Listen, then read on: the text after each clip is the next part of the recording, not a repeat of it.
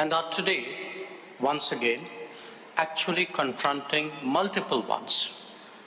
These include the impact of the COVID pandemic, concerns of fragile supply chains, the knock-on effects of ongoing conflicts, anxiety of debt crisis, and the disruption of climate events. In considering these issues, we may not always be of one mind.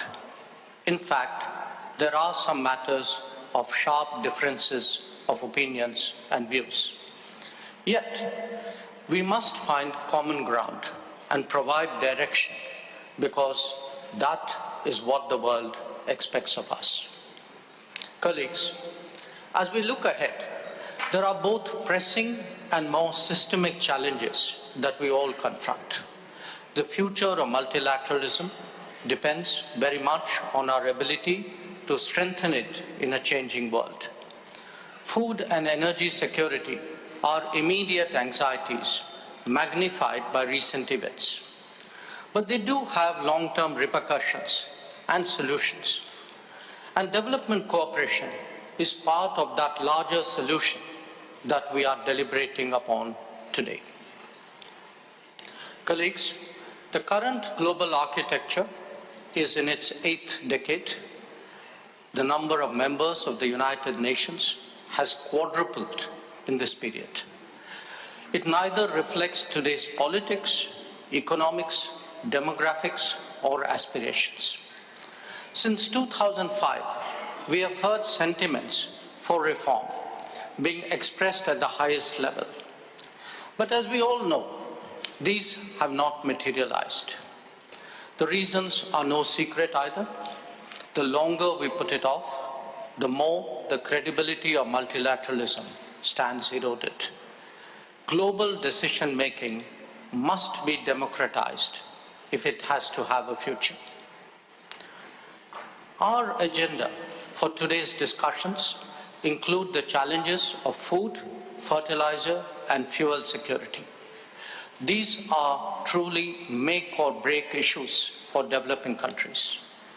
We heard their concerns directly in January this year through the Voice of Global South Summit. Such issues should not be relegated to the periphery of the international discourse. They are, in fact, crucial to the global economy and must be treated as such. Indeed, we urge that they be central to any decision-making. Along with that, the world must also strive for more reliable and resilient supply chains. Recent experience has underlined the risks of being dependent on limited geographies. Excellencies, all of us, individually and collectively, have an obligation to contribute to international growth and prosperity.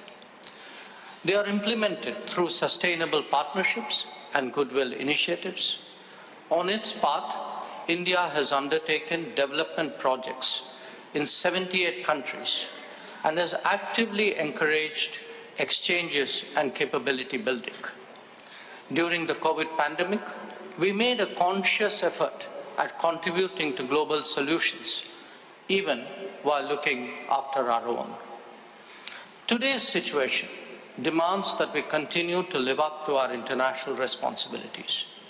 The G20 must be sensitive to the priorities and economic concerns of all our partners, especially those more vulnerable.